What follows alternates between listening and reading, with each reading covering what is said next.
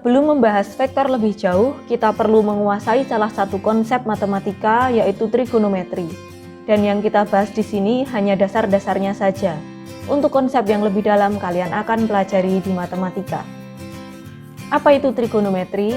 Trigonometri adalah ilmu matematika yang mempelajari tentang sudut, sisi, dan perbandingan antara sudut dan sisi menggunakan bangun datar segitiga. Perhatikan segitiga berikut.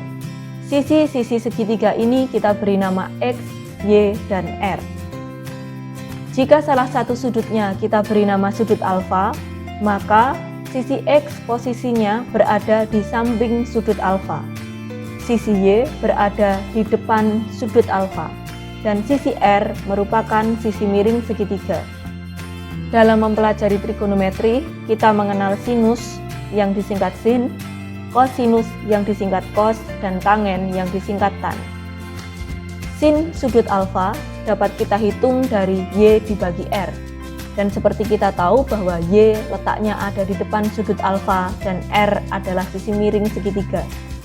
Sehingga untuk lebih mudah mengingat, sin boleh ditulis depan per miring atau disingkat sin demi. Kemudian cos dapat kita hitung dari X dibagi R. X merupakan sisi samping sudut dan R merupakan sisi miring, sehingga cos dapat dituliskan cos sama dengan samping per miring atau disingkat cos sami. Tan dapat kita hitung dari Y per X atau sisi depan per sisi samping, dan kita dapat menyingkatnya menjadi tan desa. Masih ingatkah kalian tentang teorema Pitagoras? Sesuai teorema Pitagoras, pada segitiga siku-siku berikut berlaku R kuadrat sama dengan X kuadrat plus Y kuadrat, atau R sama dengan akar dari X kuadrat plus Y kuadrat. Jika ada segitiga siku-siku di mana sudut-sudutnya terdiri dari 45, 45, dan 90 derajat, maka akan ada dua sisi yang panjangnya sama. Jika kita nyatakan sisi ini 1, maka sisi yang di sini juga 1. Lalu sisi miringnya akan bernilai akar 2, yaitu diperoleh dari Pitagoras. 1 kuadrat tambah 1 kuadrat kemudian diakar, hasilnya akar 2. Segitiga selanjutnya terdiri dari sudut 60, 30, dan 90 derajat. Kita bisa nyatakan perbandingan sisi-sisinya adalah 1, akar 3, dan 2. Dan untuk segitiga yang terdiri dari sudut 53, 37, dan 90 derajat, perbandingannya adalah 3, 4, dan 5. Dari segitiga-segitiga ini, kita bisa menentukan nilai sin, cos, dan tan.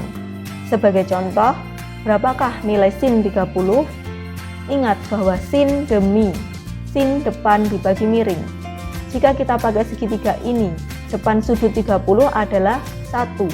Miringnya adalah 2, sehingga sin demi nilainya 1/2, sehingga sin 30 hasilnya setengah. Demikian prinsip yang sama dapat juga digunakan untuk menentukan nilai cos dan tan juga untuk sudut-sudut yang lain. Nilai sin, cos, tan dari sudut-sudut istimewa dapat kita tabulasikan di tabel berikut. Dan perhatikan bahwa nilai tan juga bisa diperoleh dari sin dibagi cos. Coba saja dicek, 0 dibagi 1 hasilnya 0. Setengah dibagi setengah akar 3 hasilnya 1 per akar 3. Jika kita rasionalkan, hasilnya akan menjadi 1/3 akar 3 dan seterusnya. Pada tabel, nilai sudutnya tadi hanya sampai 90 derajat. Lalu bagaimana dengan sudut yang lebih dari 90? Kita bisa menggunakan kuadran. Jika sebuah lingkaran 360 derajat dibagi menjadi 4, maka masing-masing daerahnya akan tampak seperti gambar dan ada 4 daerah. Kuadran 1 berada di antara sudut 0 sampai 90. Kuadran 2 di antara sudut 90 sampai 180. Kuadran 3 di antara sudut 180 sampai 270. Kuadran 4 di antara sudut 270 sampai 360. Di kuadran 1 semua nilai baik sin, cos maupun tan hasilnya positif. Di kuadran 2 hanya sin saja yang nilainya positif. Di kuadran 3 hanya tan saja yang nilainya positif. Dan di kuadran 4 hanya cos saja yang nilainya positif. Bagaimana cara menggunakannya? Contoh, semisal kita ingin mencari nilai cos 120 derajat. Pertama kita tentukan terlebih dahulu di mana letak sudut 120 derajat. Apakah di kuadran 1, 2, 3, atau 4? Sudut 120 kita ukur dari 0 derajat berlawanan arah jarum jam. Berarti sampai di sini, yaitu di kuadran 2. Kemudian kita hitung sisanya, ingat dihitung dari sumbu X. Berarti ada 60 derajat diukur dari sumbu X. Sehingga kita bisa tulis cos 120 sama dengan cos 60. Tapi ingat, karena ada di kuadran 2, yang positif hanyalah sinus, maka nilai cos harusnya negatif.